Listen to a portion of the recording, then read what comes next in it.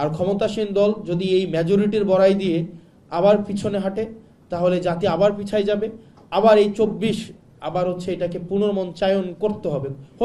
এটা কোনো না কোনো জায়গায় এটার আবার প্রস্তুতি চলছে, আবার হবে কোনো না কোনো সময়। এটা হয়তো ওই 2017 বছর আওয়ামী লীগ ছিল, এটা হয়তো 34 বছর হবে, না হয় 68 বছর পরে হবে, বাট এটা হবে। এই যে স্ট্রাকচারাল চেঞ্জটা যেটা আটকাই দিচ্ছে, এটা বাস্তবায়ন হবেই হবে। এটা ভাবার কোনো উপায় নাই যে মেজরিটি দিয়ে এটাকে আমরা আটকাই দিব, এটার কোনো উপায়ই নাই। তো সেই জায়গা থেকে ক্ষমতাসীন দল যারা আছে তাদের প্রয়োজনে তারা 2024 সালের জুন মাসে, এপ্রিল মাসে, মে মাসে তাদের মনস্তত্ত্ব কী ছিল সেইটার লিটমাস টেস্ট অনুযায়ী তাদের সিদ্ধান্ত নেওয়া উচিত।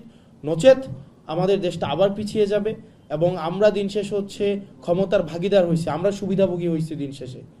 দিন শেষে সাধারণ মানুষ এখান থেকে আসলে কোনো উপকার পায়নি। এটা এই নির্বাচন এই আমরা ফেসিলিটেড হয়েছে, কিন্তু যারা রিয়েল হিরো এই এই এই এই পুরা স্ট্রাগলের, তারা কিন্তু দিন শেষে কিছুই পায় নাই। তারা একটা রাষ্ট্র চাইছিল যে রাষ্ট্রটা কি আর কাউকে বাসা থেকে তুলে নিয়ে নাই করে দেওয়া হবে না। চিন্তা করেন, একটা ফ্যামিলি, উনি জানে না ওনার হাজব্যান্ডের জন্য উনি কি মৃত্যুবার্ষিকী পালন করবে নাকি উনি আবার ফেরার অপেক্ষা করবে। মানে এর থেকে বাজে ফিলিং আর কিছু হইতে পারে? মানে উনি কি কিসের জন্য দোয়া করবে? ওনার হাজব্যান্ড, এটা গুম হওয়া একটা ফ্যামিলি, ওনার হাজব্যান্ড নিয়ে গেছে, উনি কি মৃত্যুবার্ষিকীর জন্য উনি কি ওই যেদিন নিয়ে গেছে ওই দিন কি উনি মৃত্যুবার্ষিকী পালন করবে, না উনি ওনার হাজব্যান্ডের ফেরার অপেক্ষা করবে? মানে উনি জানেন না। মানে এর থেকে বাজে ফিলিংস আর পৃথিবীতে কিছুই হইতে পারে না। প্রত্যেকটা অপরিচিত মানুষকে যখনই বাসায় একটা টোকা আসে, কলিং বেল বাজে, সে মনে করে যে তার স্বজন ফিরে আসছে।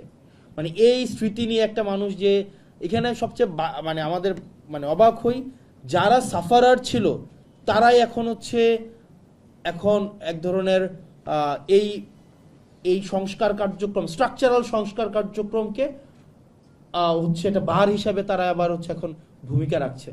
সালাউদ্দিন সাহেব এটার আপনি উনি নিজে সাফার করছেন, তারপর হুম্মাম ভাই সাফার করছেন, আরমান ভাই সাফার করছেন, এখানে ইলিয়াস আলীর ওয়াইফ বর্তমান অনারেবল এমপি, উনি সাফার করেছেন, সাফার করছেন।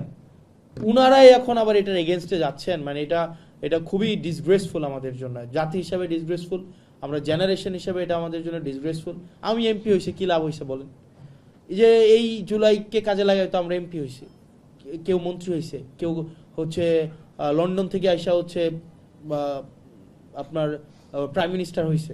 আমাদের তো এটা থাকার, আমরা তো এটা পাইতাম।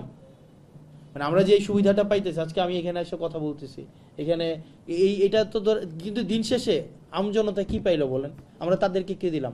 আমরা সবাই চেয়ার পাইলাম, আমরা সবাই রিকগনিশন পাইলাম, আমরা সবাই এখানে একটা আমাদের ক্লাস এসকেলেশন হইলো। আমি একটা ক্লাসের ছিলাম, এখন আমি একটা অন্য ক্লাসে আসছি, কিন্তু নেশন কি পাইছে আমাদের থেকে? Nothing, zero. আমরা প্রতারণা করেছি তাদের সাথে, পুরো জাতির সাথে আমরা প্রতারণা করেছি। আমাদের নিজেদের দলীয় প্রত্যেকটা দলের তাদের নিজেদের আখের গুছাইছে, তাদের নিজেদের এখানে পার্সোনাল এখানে বেনিফিটেড হয়েছে।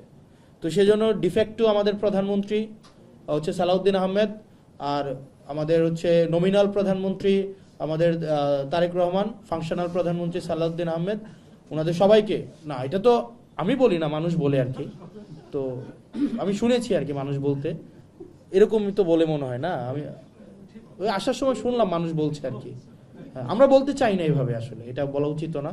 মানুষ বলে যে নমিনাল প্রধানমন্ত্রী তারেক রহমান আর ফাংশনাল প্রধানমন্ত্রী সালাউদ্দিন আহমেদ, এগুলো আসলে শুনতে বাজে শোনা, এগুলো আমরা বলা উচিত না আমাদের জায়গা থেকে। এগুলা আপনারা বলবেন না, যারা বলেছেন ওই সময় তারা বলবেন না এইসব জিনিস। না আসলে এগুলো তো বলা উচিত না। একটা নির্বাচিত প্রধানমন্ত্রী, ওনাকে বলছেন নমিনাল আর আরেকজনকে বলছেন ফাংশনাল, তো এটা আমাদের জন্য, একই পার্লামেন্টে বসি তো, এটা আমাদের জন্য একটু খুব খারাপ লাগে। তো যাই হোক, আমরা চাই রাষ্ট্র, নেশন কিছু আমাদের থেকে পাক, আর প্রতারিত না হোক। আবার প্রতারিত হইলে আবার আমরা একটা খুব বাজে একটা পরিস্থিতির শিকার হবো। এটা আমরা আসলে সিদ্ধান্তটা কে নেয়?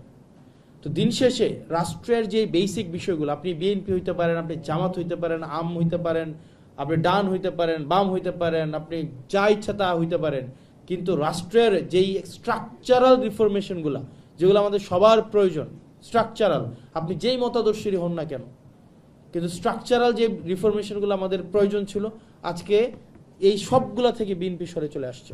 কারণ তাদের মেজরিটি আছে। মেজরিটি তো আমরা যতবারই মেজরিটি হয়েছে, ব্রুট মেজরিটি সবসময় আমরা দেখছি রাষ্ট্রের বিপর্যয় ডেকে নিয়ে আসছে। 96-এ একই কাজ করছে, তত্ত্বাবধায়ক সরকার নিয়ে করলো, 2004 সালে একই ঘটনা করলো। এখন আওয়ামী লীগ তো মেজরিটির আমরা দেখলামই, আর এখন আবার আমাদের নতুন করে শুরু হয়েছে। তো সেই জায়গা থেকে আমরা আসলে কি কারণে এই 2024 হয়েছিল, এটা হাসিনা তো ব্যক্তি না, এটা একটা আইডিয়া, এটা একটা সিস্টেম, এটার মধ্যে দিয়ে যে কেউ হাসিনা হইতে পারে।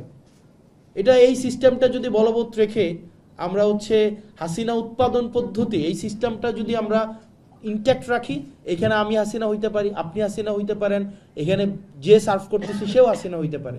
এটা একটা ক্যারেক্টার, অনেকগুলো ক্যারেক্টার মিলাই হাসিনা। এটা তো কোনো হাসিনা, এটা সিঙ্গেল এন্টাইটি না, এটা অনেকগুলো আইডিয়ার একটা সমষ্টি হাসিনা। তা আবার যদি এই সিস্টেমটাকে আমরা টিকায় রাখি, আবার তো আমাদের মধ্যে আবার কোনো না কোনোভাবে হাসিনা আবার পুনরুৎপাদন হবে। তো সেই জায়গা থেকে আমাদের এই বেসিক জায়গাগুলোতে, আপনি বিএনপি করেন ফাইন, আমার কোনো ইস্যু না, আপনি জামাত করেন ইস্যু না, আপনি এনসিপি করেন ইস্যু না, আপনি ডান করেন আমার কোনো ইস্যু না, যতক্ষণ না পর্যন্ত আপনার মত আরেকজনকে চাপাই দিচ্ছেন, আরেকজনের উপরে বল প্রয়োগ করছেন। তো সেই জায়গা থেকে আমাদের এই স্ট্রাকচারাল জায়গাতে আমাদের এক হইতে হবে, এবং আমি বিরোধী দলে থাকবো। হিউম্যান রাইটস কমিশনের স্বাধীনতা আমার তখনই লাগবে যখন আমি বিরোধী দলে থাকবো। আমি সরকারি দলে আসলে আবার অবশ্যই এটা লাগবে না। মানে এই যে মনস্তত্ত্ব নিয়ে আমরা আবার কোন অন্ধকারের দিকে যাচ্ছে, এটা একটা অন্ধকারের দিকের যাত্রা। এবং আমার আমি যেটা আমার ইনফারেন্স করি সেটা যে এই সিদ্ধান্তটা এটা is coming from somewhere else, যেটা আমরা আসলে এটা নৈপথ্য থেকে, এটা আমাদেরকে আসলে এখন আমাদেরকে ভাবতে হবে, এটার ভিতরে আমাদেরকে যেতে হবে যে এটা আসলে সিদ্ধান্তটা কোন জায়গায়। আমরা ডক্টর মোহাম্মদ ইউনূসের সময়, আমাদের আওয়ামী লীগের সময় আমরা জানতাম সিদ্ধান্ত শেখ হাসিনা নেয়, ডিভোর্সের সিদ্ধান্ত শেখ হাসিনা নেয়, এখানে পারিবারিক কলহ সিদ্ধান্ত শেখ হাসিনা নেয়, মানে সব কিছু, মানে একদম রাষ্ট্রের একদম টপ টু বটম সব কিছু সিদ্ধান্ত শেখ হাসিনা নেয়। অর্থাৎ আমরা ডিসিশন মেকিং সেন্টারটা আমরা জানতাম।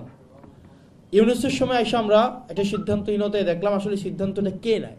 এটা কি মন্ত্রণালয় থেকে সিদ্ধান্ত হয়, ডক্টর ইউনূস সিদ্ধান্ত নেয়, আর্মি চিফ সিদ্ধান্ত নেয়, নাকি ওই যে কি ডিপ স্টেট সিদ্ধান্ত নেয়, কে সিদ্ধান্ত নেয়, সেটা নিয়ে কিন্তু আমাদের একটা কনফিউশন ছিল।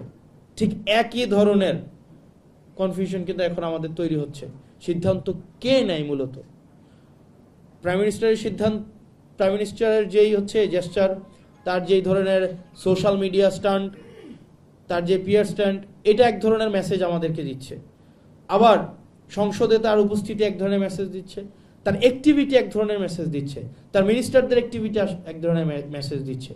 এই যে ধরেন বিভিন্ন ধরনের মেসেজগুলা, আসলে এটাকে একসাথে যদি আমরা করি তাইলে না, মানে খুব সুখকর কোনো ধরনের মেসেজ আমরা পাই না।